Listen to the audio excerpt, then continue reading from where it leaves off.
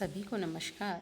मैं इंद्रा सैनी आज की हिंदी की कक्षा में आप सभी का स्वागत करती हूँ। आज हम स्नातक द्वितीय वर्ष के लिए रीति काव्य के अंतर्गत जगन्नाथ दास रत्नाकर द्वारा रचित उद्धव शतक के कुछ पद पढ़ेंगे। पूर्व की कक्षा में भी हमने जगन्नाथ दास द्वारा रचित उद्धव शतक के कुछ पद पढ़े थे।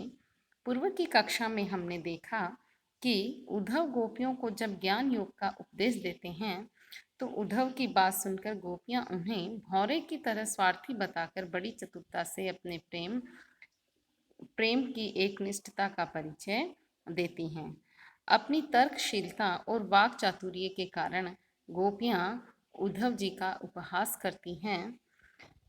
इसके आगे का अंश हम आज की कक्षा में पढ़ेंगे। लाए लादी बादी ही लगावन हमारे हमारे घरे, हम सब जानी कहो सुजस कहानी ना, कहे रत्नाकर गुनाकर गोविंद हूँ के, गुणनी अनंत बेधी सिमिटी समानी ना, हाथ बिन मोल हूँ बिकी न मगहूँ में कहें, तापे बटमार टोल लोल हूँ लुभानी ना, कीती मिली मुक्ति बधुबर के कुबर में, उबर भई जो मधुपुर में समानी ना। यहाँ उद्धव जी ने निर्गुण ब्रह्म तथा मुक्ति का उपदेश दिया तो गोपियां सुनकर उद्धव की उस बात का खंडन करती हैं।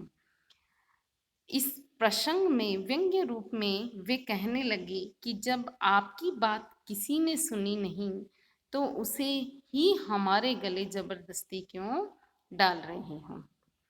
रत्नाकर कवि कहते हैं कि लाए लादी बादी ही लगावन हमारे घरे, हम सब जानी कहो सुजस कहानी ना।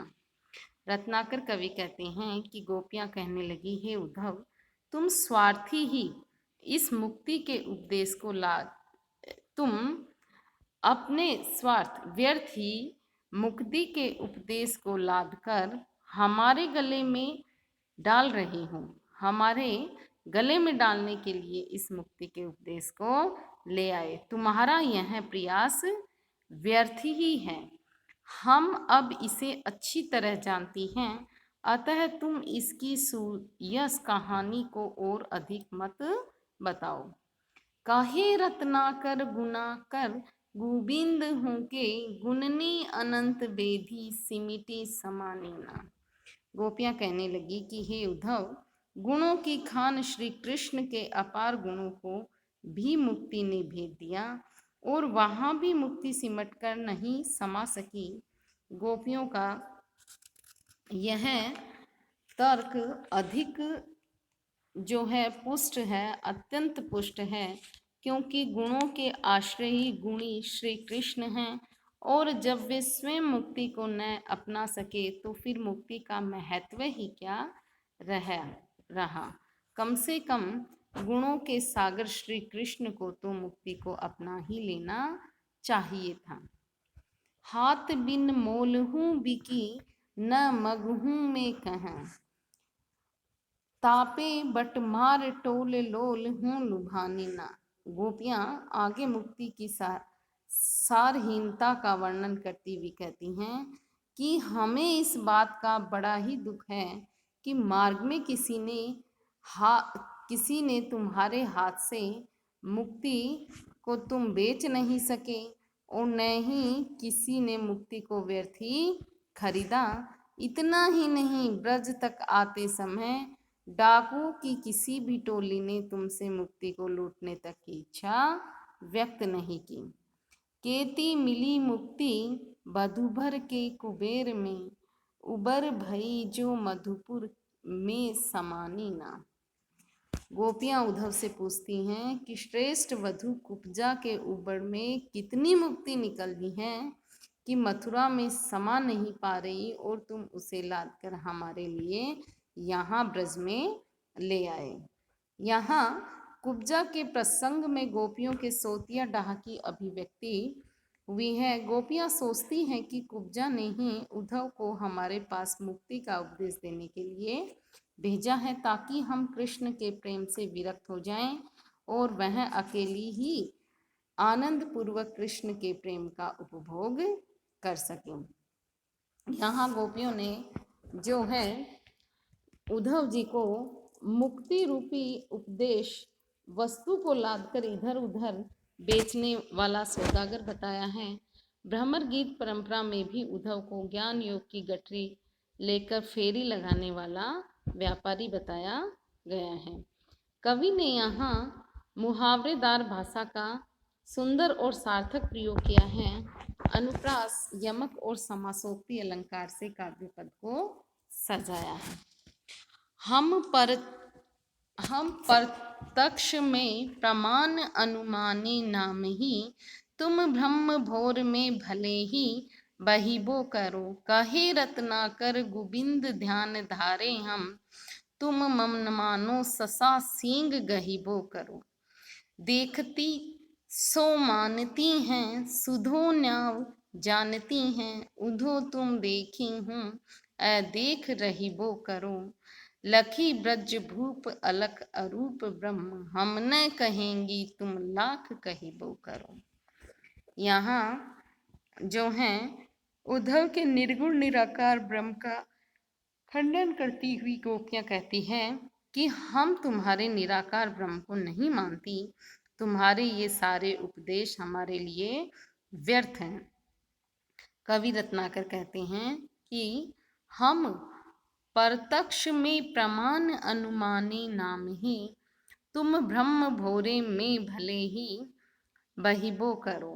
कहे रत्नाकर गुबंद ध्यान धारे हम, तुम मनमाने ससा सींग गहिबो करो। यहाँ जो है रत्नाकर कवि कहते हैं कि गोपियाँ कहने लगी, हे उद्धव, हम प्रत्यक्ष प्रमाण के रहते किसी अनुमान प्रमाण की कल्पना नहीं कर सकती, अर्थात हमारे श्री कृष्ण तो प्रत्यक्ष दृष्टिगोचर हैं, अतः उन्हें छोड़कर निराकार ब्रह्म की कल्पना करना व्यर्थ है। कहे रत्नाकर गुबंद ध्यान धारे हम, तुम मन मानो ससा सींग गहिबो करो। हम तो सदा ही प्रियतम कृष्ण का ध्यान धारण करती हैं, तुम चाहे मन में कल्पित सियार या खरगोश के सींग की तरह मिथ्या कल्पना द्वारा अस्तित्वहीन ब्रह्म की कल्पना में डूबे रहो। देखती सो मानती हैं, सुधो न्याव जानती हैं। उधो तुम देखी हैं, देख रहिबो करो। हे उद्धव, हम जिसे प्रत्यक्ष या साकार देखती हैं उसे ही मानती हैं। हम तो इस तरह सीधा नियम जानती हैं, लेकिन तुम तो अदृश्य ब्रह्म को भी देखने, उसका अनुमान से साक्षात्कार करने की बातें कर रहे हो। लखी ब्रज भूप अलख अरूप ब्रह्म, हम न कहेंगी तुम लाख कहिबो करो। हम तो ब्रज के अधिपति श्री कृष्ण के अपार सौंदर्य को देखकर तुम्हारे अलक्ष्य, अदृश्य और निराकार ब्रह्म को स्वीकार नहीं करेंगी, चाहे तुम इसके लिए हमसे लाख बार कहो, परंतु हम तुम्हारी यह बात नहीं मान सकती। यहाँ पर गोपियों ने प्रत्यक्ष और अनुमान की गणना की है और वो प्रत्यक्ष को ही मानती हैं, अनुमान को नहीं। इनके लिए प्रत्यक्ष रूप में श्री कृष्ण रहते हुए वे निर्गुण ब्रह्म की उपासना व्यर्थ समझती हैं। यहाँ सियार या खरगोश के सींग नहीं होते, अतः उसके सींग की कल्पना मिथ्या है। इसी प्रकार निराकार ब्रह्म की कल्पना को भी गोपियों ने मिथ्या माना है। रूपक, अनुप्रास और काव्यलिंग अलंकार से कवि ने काव्य पद को सजाया है। रंग रूप रहती लखात सब ही हैं हमें, वैसो एक और ध्याई धीर धरिए कहाँ। कहे रत्नाकर जरी हैं बिरहा नल में, और अब ज्योति को जगाई जरिए है कहाँ। राखो धरी उधो उते अलख अरूप ब्रह्म, तासो काज कठिन हमारे सरिये कहाँ। एक ही अनंग साधी साधन सब पूरी, अब और अंग रहित आराधी करिए कहाँ। यहाँ पर जो हैं उद्धव गोपियों को ज्ञान योग का उपदेश देती हुई निराकार ब्रह्म की उपासना का महत्व बताते हैं। तब गोपियां अपनी विवशता उपालंब पूर्वक व्यक्त करती हुई कहती हैं कि रंग रूप रहती लखात सब ही हैं हमें, वैसे एक और ध्याई धीर धरिए कहाँ। गोपी उद्धव से कहती हैं कि हे उद्धव, प्रियतम कृष्ण के विरह में हमें सभी चीजें रंग और रूप से रहित दिखाई देती है, अर्थात अत्यधिक विरह के कारण सांसारिक पदार्थों में हमारी रुचि समाप्त हो गई है।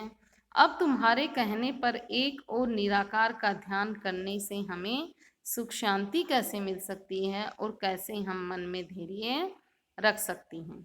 कहे रत्नाकर जरी है विरहानल में, और अब ज्योति की जगाई जरिए कहाँ। रत्नाकर कवि कहते हैं कि गोपियां कहती हैं कि हम पहले से ही प्रियतम श्री कृष्ण की विरह रूपी अग्नि में जल रही हैं, तो फिर तुम्हारे उपदेश के अनुसार अन्य अर्थात परमात्मा की ज्योति जलाकर उसमें और भी जलने से क्या लाभ है। राखो धरी उधो उते अलख अरूप ब्रह्म, तासो काज कठिन हमारे सरिये कहाँ। इसलिए हे उद्धव, तुम अपने अदृश्य निराकार परमात्मा को अपने पास ही रखो, क्योंकि उनसे हमारा यह कार्य कठिन सिद्ध होने वाला नहीं है। अर्थात निराकार ब्रह्म की उपासना करने से साकार प्रियतम की प्राप्ति असंभव है। एक ही अनग साधी साधन सब पूरी अब, और अंग रहित आराधी करिए कहाँ। गोपियां कहती हैं कि हम एक ही अनग से प्रेम करने पर अपना शरीर झुलसा चुकी हैं, अब अन्य अंग रहित की आराधना करने से क्या लाभ होगा। यहाँ गोपियों ने कृष्ण को अनग और परमात्मा को अंग रहित अर्थात निराकार बताकर विरोधाभास अलंकार का प्रयोग यहाँ कवि ने किया है। गोपियों के कथन में उक्ति चमत्कार चातुरता और दिग्धता दिखाई देती है। अनुप्रास वक्रोक्ति व्यतिरेक और काव्यलिंग अलंकार से कवि ने काव्य पद को सजाया है। संपूर्ण काव्य पद की भाषा ब्रज भाषा है, जो माधुर्य गुण से युक्त तथा भावों को स्पष्ट करने वाली है। यहाँ कवि ने कवित छंद में पद रचना की है। वियोग श्रृंगार रस से युक्त ये पद हैं। आज की कक्षा के लिए इतना ही। इसके आगे का अंश हम अगली कक्षा में पढ़ेंगे। धन्यवाद।